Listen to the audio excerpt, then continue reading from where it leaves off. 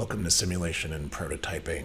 My name is Carl Dobman. I'm Dean of the College of Architecture and Design at Lawrence Tech. This tutorial is going to cover genetic algorithms and use of Galapogos within Grasshopper. And what you see on the screen running is an algorithm that's testing or searching actually for the shortest path with the least amount of slope across a topography. And I've color-coded this as well so that we can see min and max slopes across the topography. As I rotate this a bit, you can get a sense for what's happening. And while I've covered some of these topics in other tutorials, I thought this would be a nice place to bring this together and share some of these things. Galapogos is a genetic algorithm native to Grasshopper, and it's useful for when you're trying to optimize something.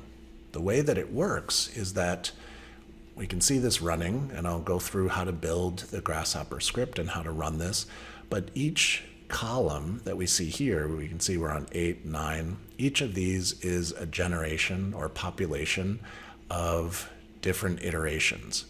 Each population has 50 offspring, and it's testing this against a fitness function. And so the closest that, or as we see improvements in the fitness function, those offspring live on, and each generation kills off offspring that deviate from that fitness function or from improvements in that fitness function. So this can be a useful tool when you have multiple criteria that you're trying to solve for. And so what this will do is run, and over time we can see the change in the fitness function achieving its goal. And so this is a pretty standard curve that we see getting closer and closer as a way to optimize this. The longer it runs, the closer it will find a suitable, or it'll work to optimize your solution. We can work to maximize something, we can work to minimize something, or we can work to optimize to a specific number. And I'll talk through a few of those as we go. So as a way of getting started, why don't we build this? You don't need any plugins, but what you will need is a surface. And so if you want to pause for a second, build a patch surface that has enough difference and enough topography within it that we can kind of search for a way to move across the topography. I will work with you to build that. That's all you're going to need to get started, is just a surface that we can use as an input. Everything else will be standard Grasshopper components. So I'm going to stop this, and I'm going to start, and you can see this isn't a very complicated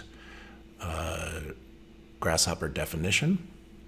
We are using Galapogos, and what we can see over here is the gene pool tied to Galapogos. And then we're just going through and sorting a few things and testing a few things. And then we're dealing with some representation as well at the end.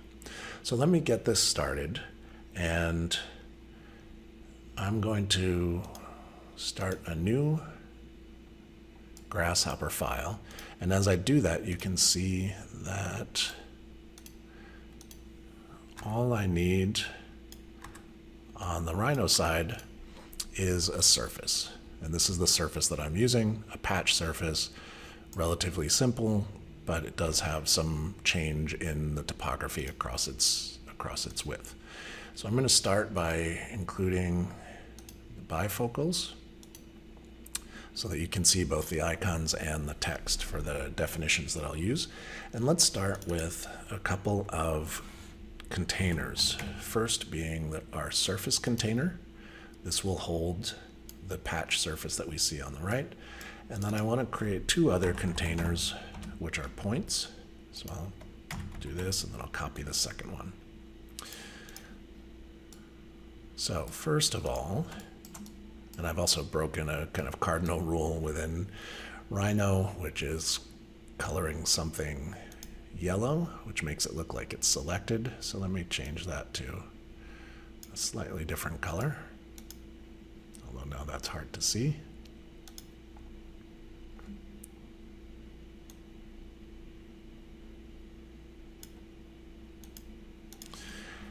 So let's set our surface. I'm going to right click on this and say set one surface. I can also hide the surface because I'm okay just with seeing the wireframe that we see off to the side. I'm going to now create a point, and I'm going to use near. This is another thing that I never have near on because it's like overriding having a snap. But in this case, we just want to snap a point to one of our edges. And this is the one that is closer to my origin. So I want to set this one to be my first point. I'll set one point. And then I will add a point within Rhino on the other side. And you can put them, I would put them toward the middle, but maybe not exactly in the middle.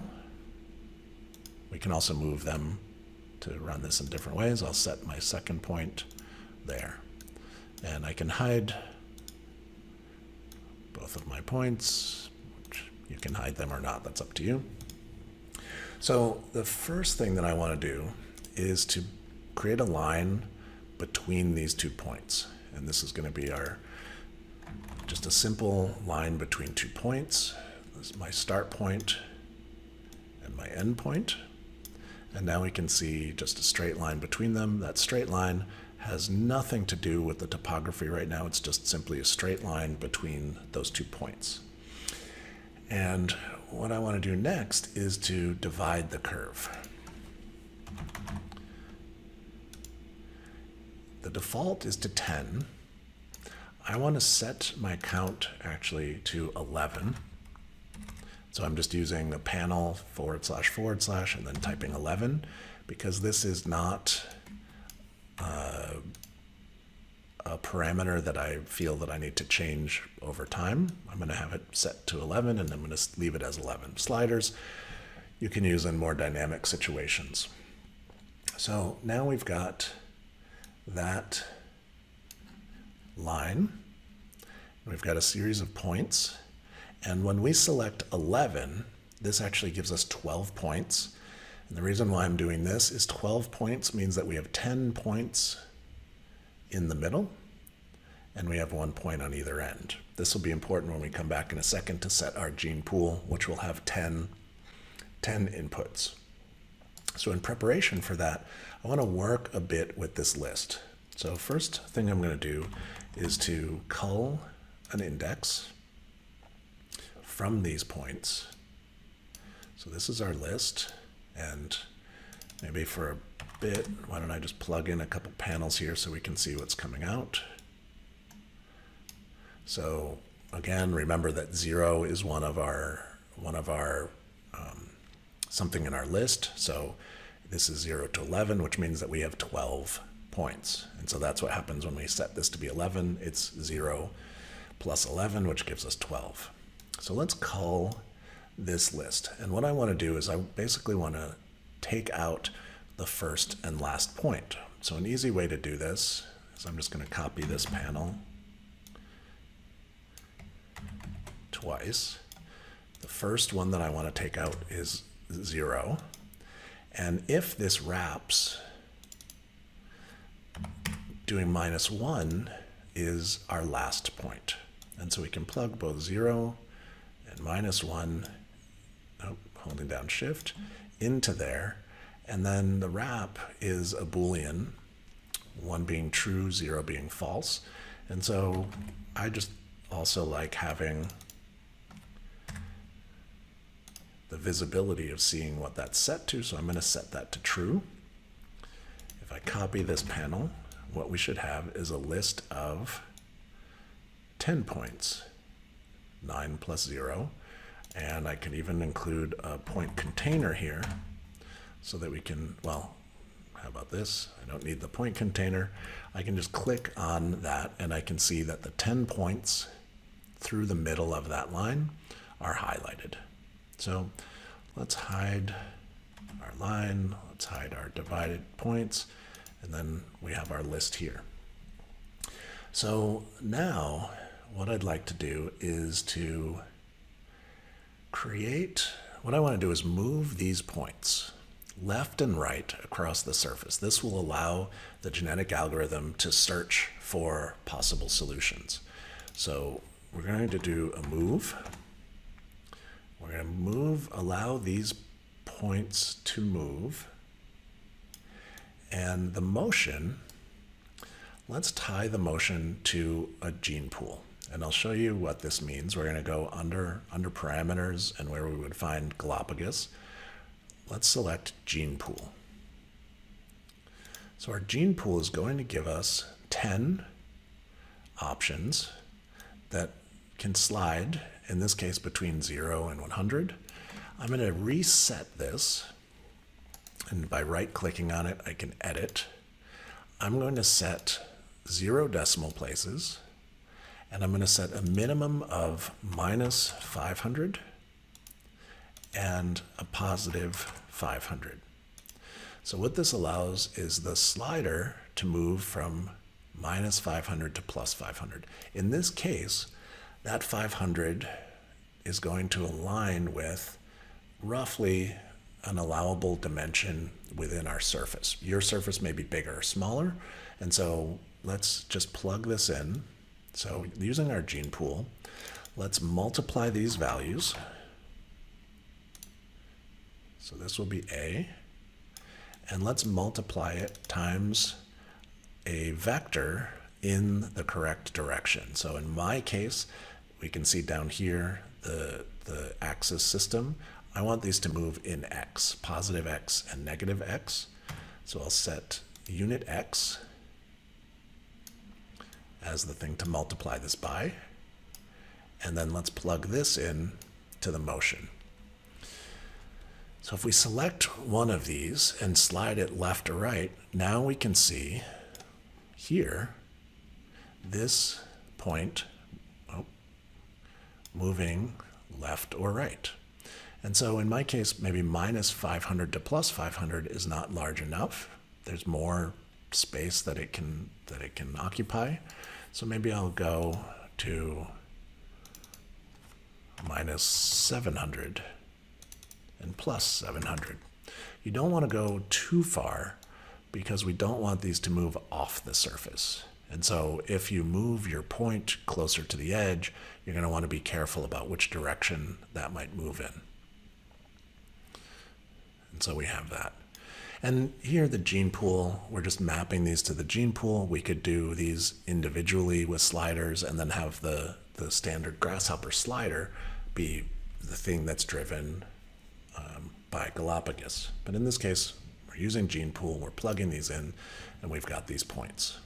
So we can hide our first list, and now we've got our points that are moving. The other nice trick here is if we right-click, we can randomize 10%, or we can randomize 100%, and now we get a sense of how those points are distributed across our landscape.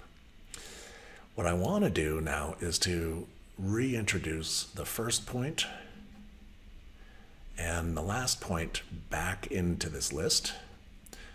Right, we've processed our list with the introduction of the gene pool, but we want to come back and we want to reinsert. And so this is done with insert items in a list. So our list is going to be our points that have moved. Our item to reinsert, I'll do the first point first, and the index that that's going to be located at will be 0. So I can even just reuse this panel.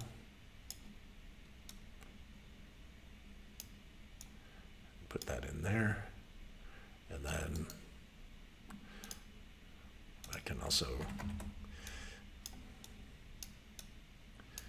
use a 0 because I don't want that list to wrap. Now we can hide our moved points. Our new list includes our first point. So now let's copy this and feed our list to that. and swap out our item for our last point. And in this case, this will be at position 11. So let's hide that list. Now as we look at this, we've got all 12 points across that surface. So that's working the way that we want it to be working. Let's connect these points together so that we can get a continuous line, and I'll do this with interpolate.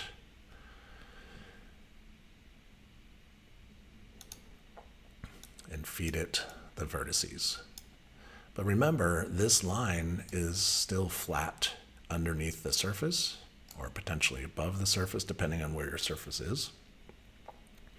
So we've got our curved path that's randomly generated across the surface. Now let's project this path onto the B-rep. So we'll use project onto a B-rep, project a curve onto a B-rep. Our curve is going to be our interpolated curve. Our direction will be z, unit z vector. And our B-rep is going to be our surface that we used all the way back at the start. We can hide our first curve. Now we have our projected path directly onto our surface, which we can see here. So all of that's looking good. Let's do the next thing that we'll do is that while the resolution of control of this curve is our 10 points through the middle, I want a little bit more resolution in terms of the visualization of this, as well as testing the slope along the way. And so let's take this and let's divide this curve.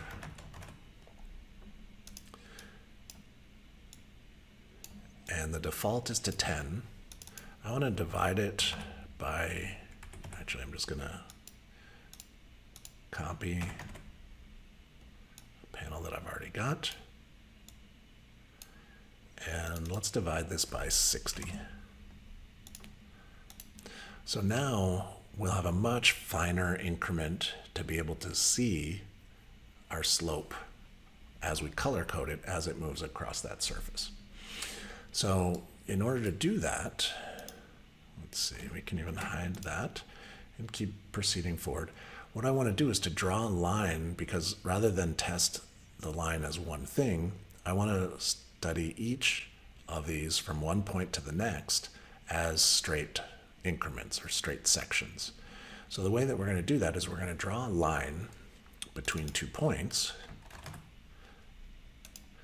and our first point will be our list, but our end point is going to have to be the next thing in the list. And so the way that we'll do that is we'll shift our list, and our list is going to be our points. Our shift is going to be 1.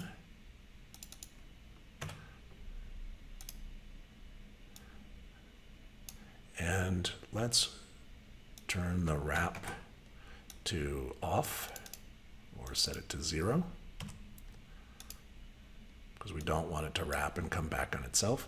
So now this second list of points, which we see here, right? Our first list of points is all of them.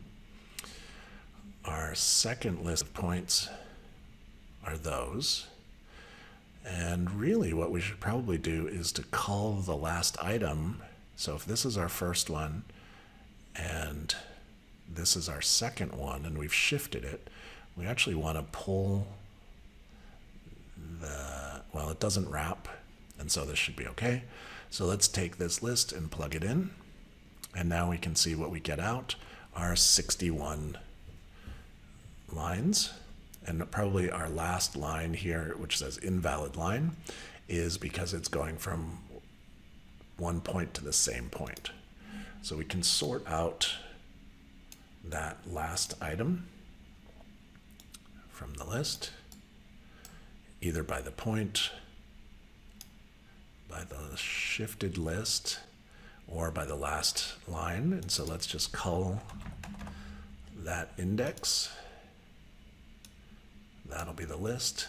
The index that we'll cull out is actually the 60th one. And now we should have 60 lines, all of them valid lines. So we can hide these preceding things, and we can see that we get a series of straight segments all the way through here. And let's see, what's next? So let's work to find some data about each of these lines so that we can have that information as part of our fitness function. So let's just think quickly about the simple notion of rise over run. So the run is the horizontal direction, the horizontal distance of our path, and the rise is one height minus the other height, which gives us the difference between those two. And so let's use these lines as a way to capture that information. So first thing that we're going to do is let's project each of these lines to a plane. And so I'm going to take the lines, which is our geometry. The plane is going to be our XY plane. And we can see this projects it all the way down to the bottom. This will give us, if the line is sloped, as it projects straight down, it will give us the run. And so from that, what we can do is capture the length of each line from that geometry. So now this length dimension that ran 60 individual times will give us the horizontal distance, or the run. In order to find the change in height, or the rise, what we're going to do is to capture the endpoints of each of those lines, and let's deconstruct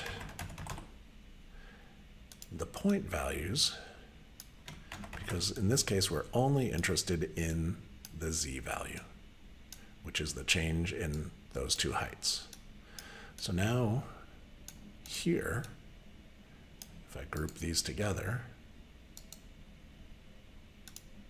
we have our run and our difference in our rises. Let's write a simple expression so that we can calculate all of these at once. So let's make our expression. It's actually going to have 3 values. So let's make x be our rise underscore start. By right-clicking on the y variable, we can rename this. We'll call it rise underscore end. And what came up here is the x component. This will be our run. So let's plug these in. That we've got our length of our horizontal line is the run, the start, and typically if we want it to the slope to work correctly, our larger value should be our second value. That's not always going to be the case, which will give us some negative values. But let's call the z start as rise start and the z end as rise end. And then we'll create a simple formula within here, which is just simply rise underscore end minus rise underscore start. Let's put this in parentheses. No, and as I work in these, I continue to look to make sure there's no syntax errors. So we've got that. Now let's simply divide this by our run, and that works. And let's just also put these in our parentheses, no syntax errors.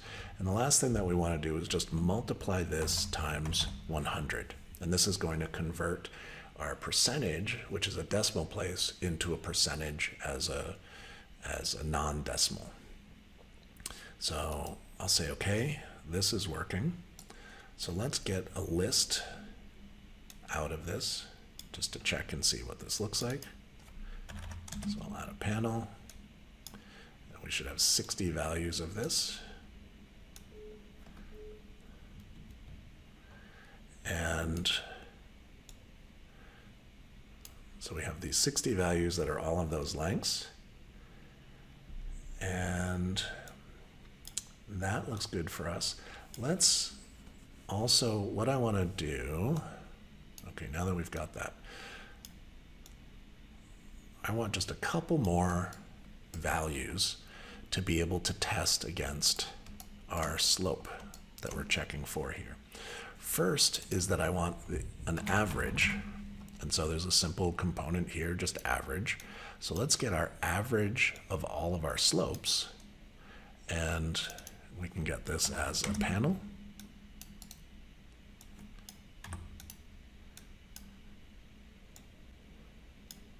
And our average slope is 4.43%.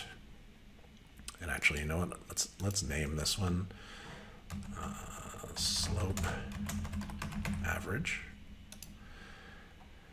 And let's get, I want the overall length of our path. And so what I can do is to join all of our lines. Are these our lines? So these are all of our lines. Let's join our curves from here. And let's get the length of that as one joined element, which we could also do a mass addition of all of the individual lengths. But let's get our panel here. We can see that's one value. I'm going to rename this to be path length. And we can see that's 6,300 feet.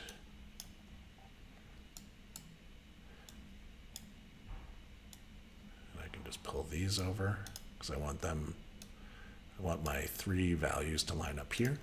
The last thing that I'd like to get, and this is useful because we can use it for our color coding of the gradient as we color code, but I also want to figure out the min and the max of all of the slopes. And so the way that we're going to do that is we'll use the bounds of a domain, which will give us the min and the max. And so from this list of items, this will give us the domain.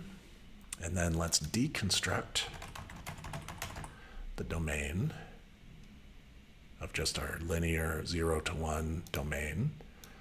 We can do this. And this will give us the two extremes. And so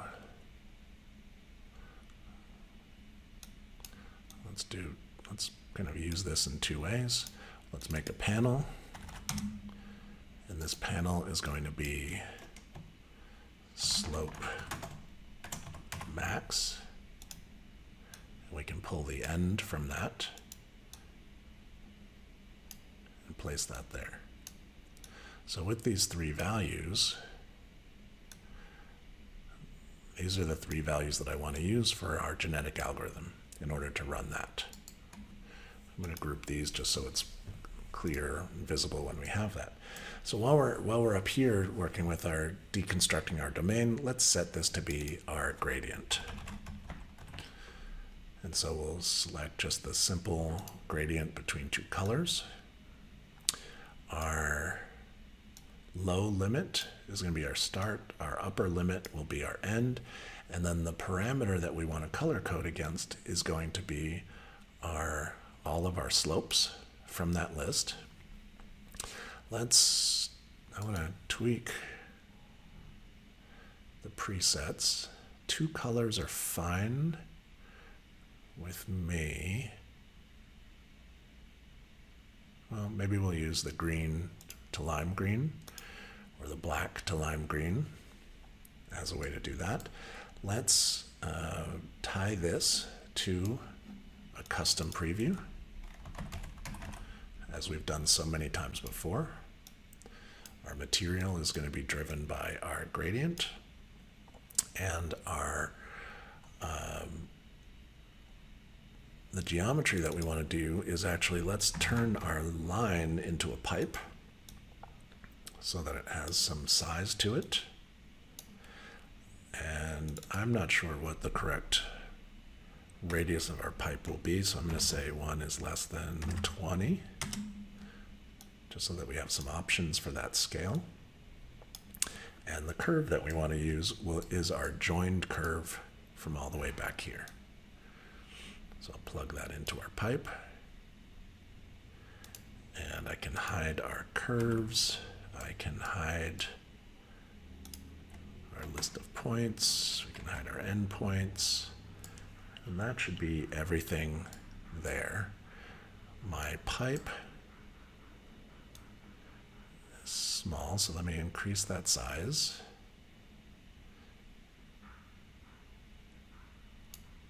We can see it getting larger.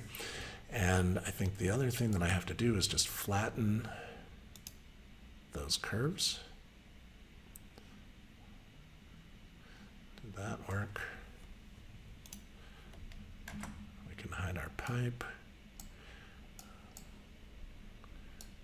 What else do we have visible?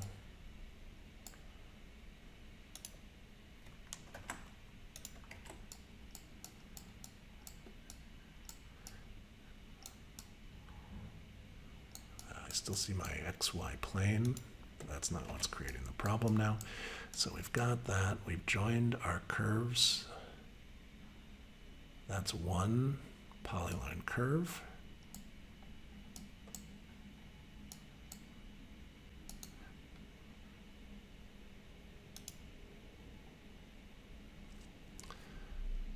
And so we should be seeing a range of color across this. Let me change to a different preset. They look fairly consistent. So I want to get to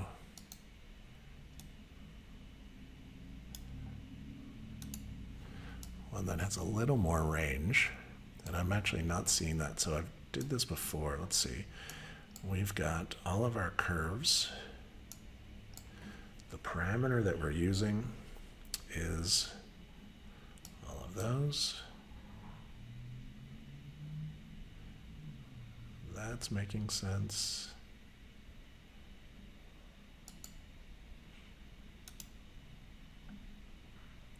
I don't believe that needs to be flattened.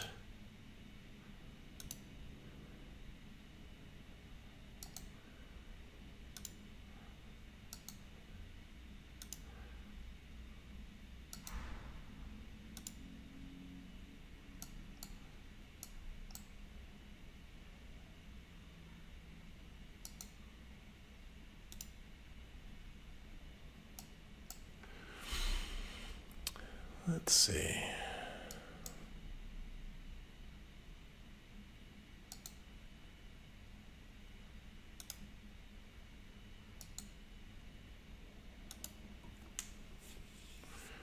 We said that.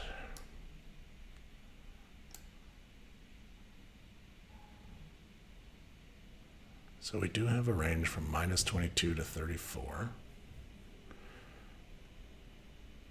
That's our range.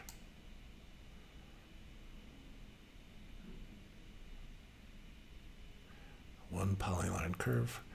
And maybe that's the problem actually, is that I don't want, actually it's reading it as one curve.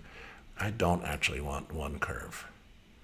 I want our 60 individual lines. That's my mistake there. Let's plug that in.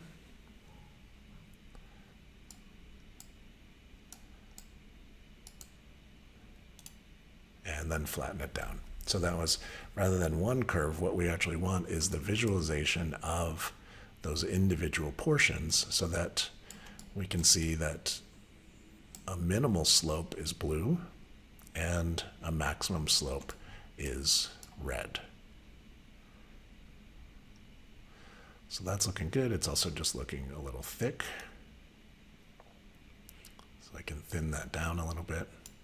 And you can also get a sense here too of increasing when we divided that curve by 60, this is giving us a sense of smaller increments along the line to see where some of these things change slope. Dividing it by 10 would just be too large. So that looks good, and that's all working. Let's do our last part, which is to run our genetic algorithm. In order to do that, we can have a fitness function. And what I'll do is maybe I'll show this with Galaopgos. So under parameters and utilities and Galaopgos, we input this simplest of little tools. So our genome, maybe I'll just pull this over close to our gene pool. Our genome, which comes out of the left, will be tied to the gene pool. This will allow the genetic algorithm to change those values to test against different outcomes. And let's look at just minimizing these individually. So our fitness function could be our overall path length. So let's tag that to our length. In order to initiate the process, we double click it. It'll open a dialog box. And we can choose to either minimize, maximize, or we can put a value within here. For this instance, what I'm going to do in the first run is just look at the path length and minimizing the path length. We'll go to the solver and we press Start Solver, and this should initiate the process. What we see happening is this will begin to fill out the different generations of populations of different iterations. We can visualize these in different ways, and we can choose to turn off any visualization, and it'll probably run a little faster. We can choose to only display the genomes that are better than the previous genome. So we can see here the algorithm getting better and better. And we can also choose to see every iteration. And so this may make your computer run a little slower, but I prefer to see every iteration. I like to see that it's working. And so over time, as it tests the different generations, we should see that fitness function, which we see right here, improving. And it's not always improving, because what it's doing is making a random generation of 50. It's testing all of those against finding it's trying them, it's sorting them. Those with the smallest overall path length will live. Those with the greatest path length will be killed off. A new generation will be created. Those will be crossbred, and then that'll produce new offspring. So over time, what we should see happening is as we track this curve, this should be minimizing. So now we just dropped into 4,900. So it's around 5,000.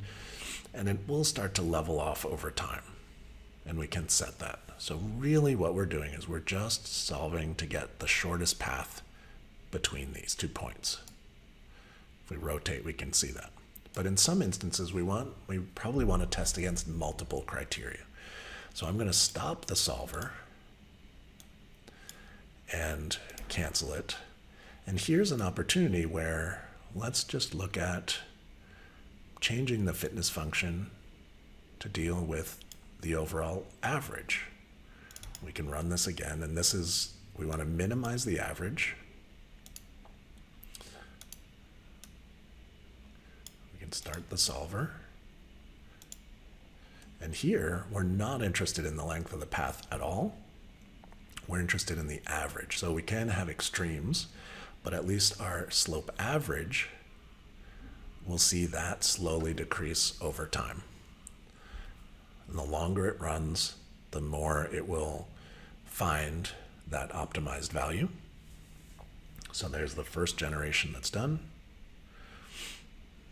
It's working on the second now. And in some instances, very complicated models with multiple criteria. I've even let them run overnight to see where they would actually get to with its optimization. So this is just to show you what I've done so far is I've optimized for path length to minimize it. This one that's running is minimizing the slope average. But if we wanted to have multiple criteria, now I'll show you quickly how we can do that. I'll stop the solver and say, okay, I'm going to create a new expression where I can simply take, let's do slope underscore max and slope underscore average. Let's just call it AVE. And I'll add a third criteria, which will be path length. And we can plug these in. So the average is going to be our slope average, our path length is going to be here, and our extreme slope is going to be there. So if we just simply take our slope max and multiply it against our slope average and multiply it with our path length, there's no syntax errors. And so by multiplying these together, it's evenly weighted them in that they're all multiplying together to produce one number. What we want to do is we want to minimize this overall number. And so with these, and I don't know what that resulting number is, and at a certain point I don't care because it's just simply the aggregation of those three, but I can change the fitness function now to be tied to this result. So we can watch the three individual values as we rerun the algorithm. And there's a lot more information here that's worth checking out. It's worth finding out more about genetic algorithms, when they can be useful, maybe when they're not so useful. But I'll start the solver. We'll look at every option. This now is taking these three values equally, and what it's also starting to determine is if one of them has a greater range or is a larger number, it will be the one that it hones in on first as a way to try and minimize the overall value. And I don't know what that is off the top of my head. We know it's like 6,000 times 4 times 35. So it might be looking at path length first instead of the other two. And we can let this run for a while. If you find, this is where there's still a design aspect to letting the algorithm run because we're defining and designing that specific fitness function here. If you find that one of those is maybe not really being prioritized, there's a simple way to do that. And I'll stop the solver one last time and come back in here. And let's say we want to deal with slope average the most. Well, why don't we multiply that times 100. So now all of a sudden what we're doing is we're saying that slope average is more heavily weighted in the algorithm as it combines these, as it runs through its iteration. So now we should see slope average being minimized as part of this. And again, we want to, in this instance, continue to use minimize. Set this off to the side and we can start the solver and we can watch these run. So this should give you a basic introduction to what we've done is a couple of things. We used the gene pool. We swapped out the beginning and end points to include the gene pool in the middle. We've looked at a way to use rise over run, and rather than using geometry to determine slope, we just did this mathematically within an equation. And now we've set up a few different ways on how to use Galaopgos and how to use multiple criteria to search for a complex set of relationships. So my hope is that this was helpful. If it was helpful, please give this video a like and consider subscribing to the channel. It's my intention to continue to offer new content. And if this was helpful, please post a comment and share your work, as well as any questions you have or any other suggestions for things that you're working through. I'd be happy to develop additional content and tutorials for that. So thanks for watching, and I look forward to sharing more of these things with you in the future. Thanks.